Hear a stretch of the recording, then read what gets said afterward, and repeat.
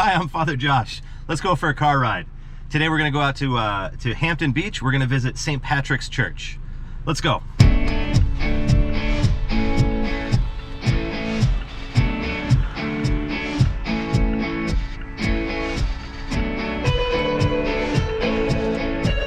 So it looks like we got a nice day to go to the beach. if we can get out of the church parking lot.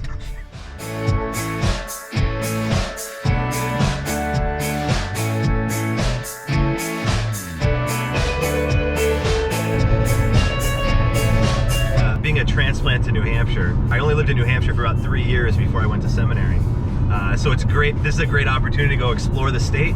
We're gonna find some hidden gems, see some of those tucked away, beautiful places, beautiful churches, and learn a little bit about them. Learn a little bit about these different places and the people there.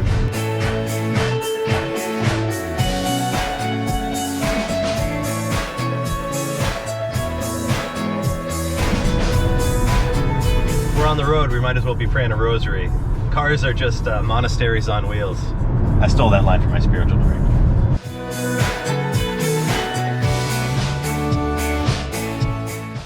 The students over at the junior high where I'm the chaplain make fun of these glasses quite a bit, but I think they're secretly jealous. Another effect of growing up in farm country is you're not used to all these crazy roads and merges. We'll get there. It's gonna be okay.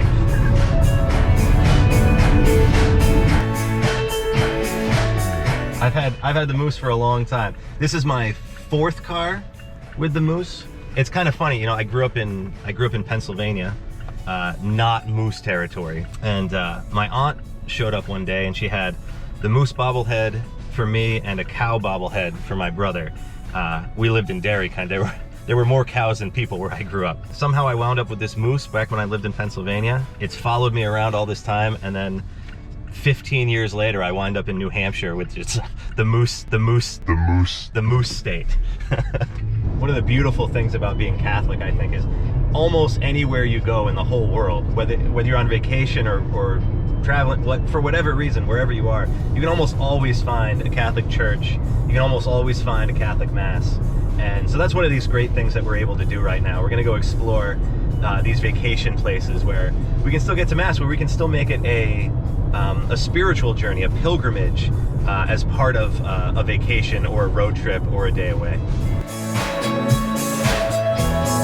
And here we are, Hampton Beach. I love this approach to the beach. You know it's there, but you can't quite see it yet. Okay, so here's the church right here, but we can't get there from here. Oh, here we are. Here's we're finally here. Here's St. Patrick's.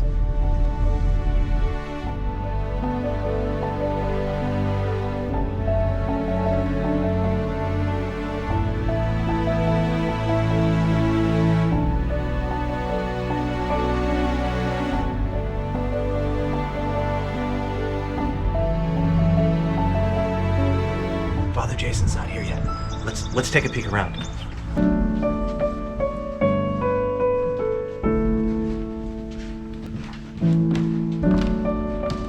One of the first things you notice when you walk in, it's got that beach smell. You have all this wood that has been here for so long, all these statues. It just smells like salt air and wood and time.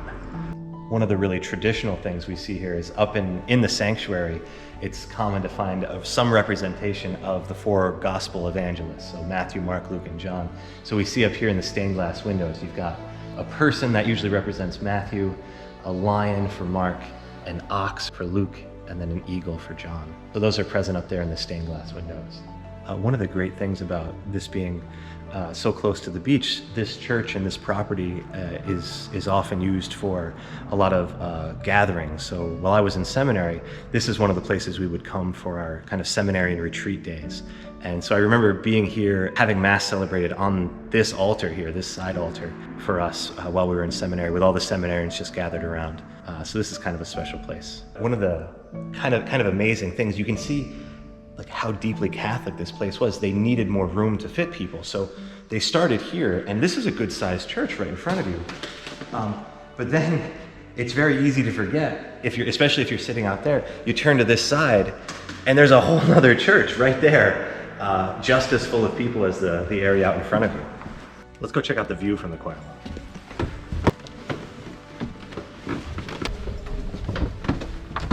Oh yeah. I love the wooden trestles. I love the exposed beams and everything. There's just so much. It's like it's so simple yet so beautiful. For some reason, I've always loved coming up into church choir lofts. When I was a kid, we would always, my dad was in the choir, we would always go up into the choir loft for Mass.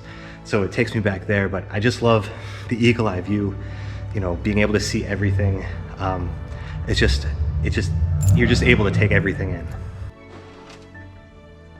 It's such a beautiful old organ. It still works. They still play it in the summertime. And I love, they have a giant rearview mirror here. I've never seen one like this. So the organist has some idea of what's going on back there.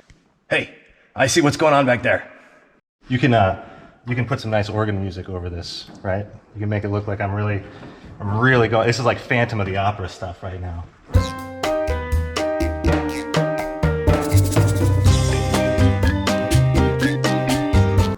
That was just heart and soul.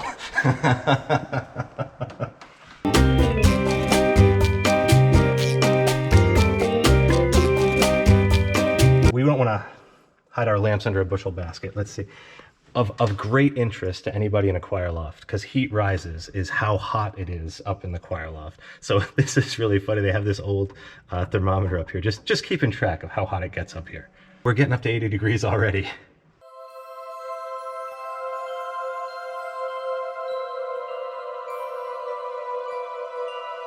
Last summer, my first summer as a priest, I got to fill in here a couple weekends, and it always seemed like when Father Jason was here, the weather would be beautiful, it'd be 75, 80 degrees, great weather.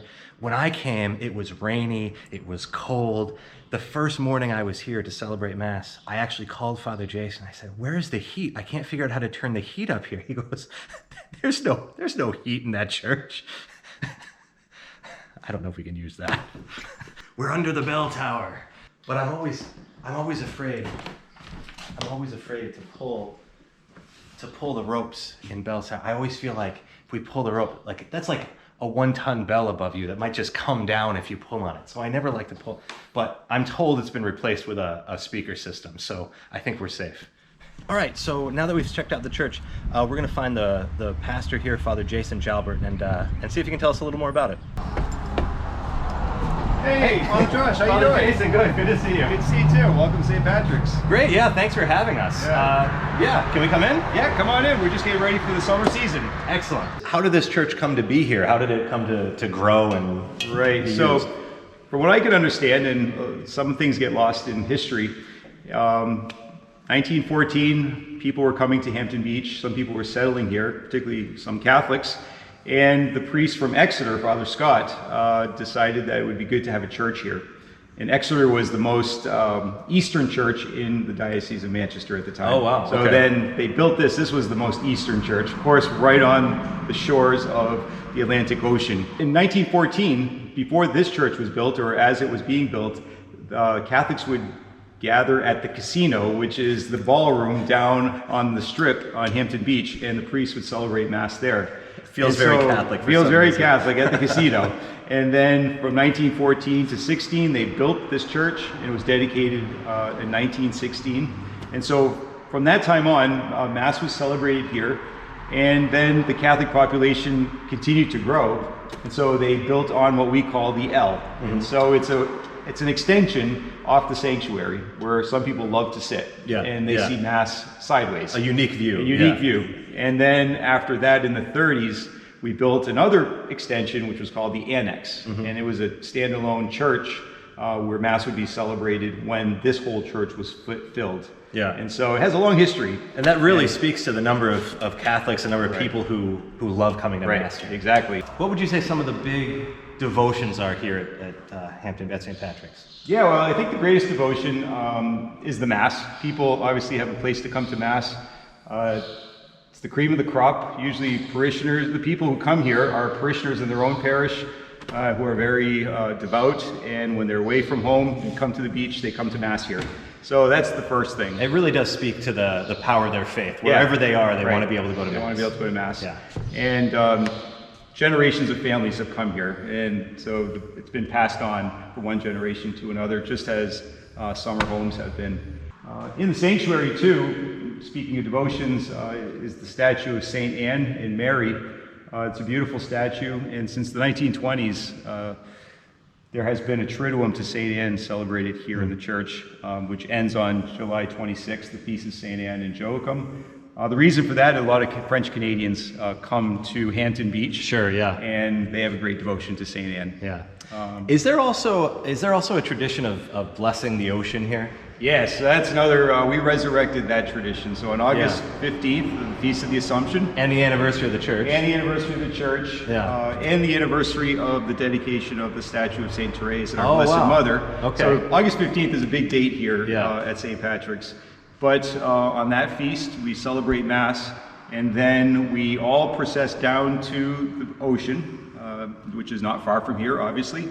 And there's a tradition of the priest blessing the water, and then people putting their feet in the water for the cure. And so that's great. People have experienced miracles, and it's something that comes from Italy and Ireland, I believe. And it's not a tradition that I was familiar with until I came here. Yeah. But we resurrected that a few years ago. Yeah. Very popular. Yeah. You know, one of the things I noticed as we walk around, it almost feels like we're going backwards in time. Like it seems like a really traditional church. Can you talk about some of the traditional elements here? Sure. It's one of the very few churches that has been altered in any way. I mean, we have an original hardwood floor. We still have the communion rail that still comes across the sanctuary. I also want to point out just the people who donated to this church. All their names are engraved in plaques. But the altar rail is a beautiful symbol of the Holy of Holies when you go into the sanctuary.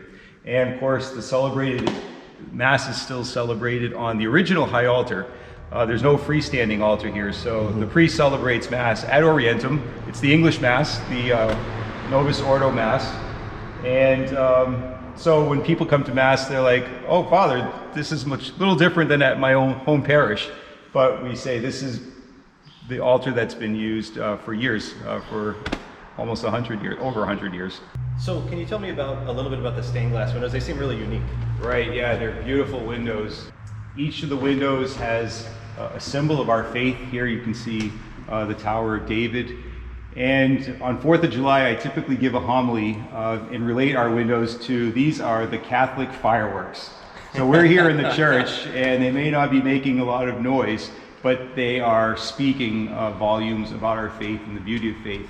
And it reveals a little bit of heaven. So heaven is described in the book of Revelation as being jeweled, and these windows certainly give us a sense of the beauty of heaven, but also our own fireworks here in the church. A powerful display. Powerful display of our own faith. So absolutely. they're beautiful. So the patron of this church is St. Patrick, as you can see, holding his staff. And the clover in the bishop's staff. St. Patrick is the secondary patron of the Diocese of Manchester. Oh, okay, and so I'm assuming that's why they named this church St. Patrick's. And not far from St. Patrick is the beautiful statue of St. Joseph, our primary patron. And this year, of course, is the year of St. Joseph. And so I see there's an organ up there. Do you still use that? Does that still work? Yeah, it's amazing. We get the kids to pump in the back of the organ. No, just kidding. But the organ still works, and we've been blessed to have organists here over the years. It's usually just played before Mass and during preparation and communion. We don't do a lot of singing of the hymns, but it's beautiful to hear that organ, and it was just cleaned and tuned days ago. Oh, that's amazing. So we're looking forward to getting it going again. What's kind of different about this church being it's only open during the summertime? Are there special challenges there? Right, not so much challenges, but one of the things that's unique about this church being seasonal, that's different than other churches, is that at the end of the season, come October, all our windows are boarded up and our doors are boarded up. So it's closed in, and there's no heat in this church. So it's mostly closed for the winter, protected as best as possible. But the winters at the beach can be very harsh, and so high winds. And so in the spring, it's always a matter of doing a lot of repairs. Right. So Right. replacing roof shingle tiles and painting and a lot of just regular maintenance. But other than that, the inside of the church is just very much preserved. A beautiful church and a beautiful place for people to visit and come to Mass when they're away from home. So can you tell us a little bit about this shrine, this statue? Sure, yeah, we call this the shrine. It's quite a distinctive feature of St. Patrick's. Yeah. We have a beautiful piece of property right next to the church. And you can see that the walkway is lined with rose bushes. The reason for the rose bushes, first of all, is because the statue is of Saint Therese, the little flower, and our Blessed Mother holding the infant Jesus. And we know that Saint Therese is known for her saying that she would spend her eternity doing good on earth, and she would let down a shower of roses. And so we see this beautiful statue of Saint Therese holding roses, and roses falling from her cloak. Saint Therese's name is also, of course, of the child Jesus, and so we have the child Jesus there, and of the Holy Face, which we see up on the cross. And it's a statue that was given by Alice Deneen in memory of her parents in 1961. Apparently, this statue is meant to go to the Carmelite Monastery up in Concord.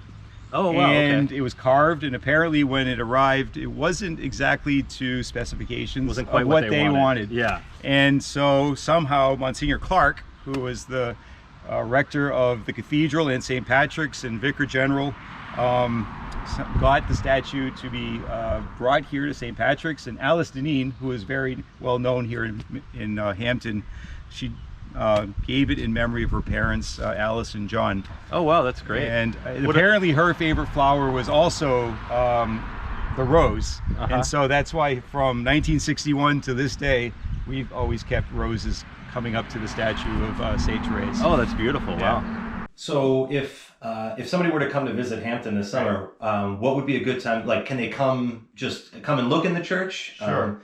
Like, when is the church open? Sure. So before 4th of July, towards the end of June, the church is usually open for morning mass at 9 o'clock, Monday through Saturday. Okay. And we close the church around 5. So it's open for visitors. Yeah. All day, which is beautiful because people come to the beach and then they come and make a stop at the church, say a prayer, and light a candle. Yeah, so if you're at the beach and you're just like, okay, I need to get out of the sun for a minute, like, Right. come, Yeah, come on. it's just a couple of blocks. Right. Walk over to the church and check in. Yeah, Right. yeah, pray for a minute.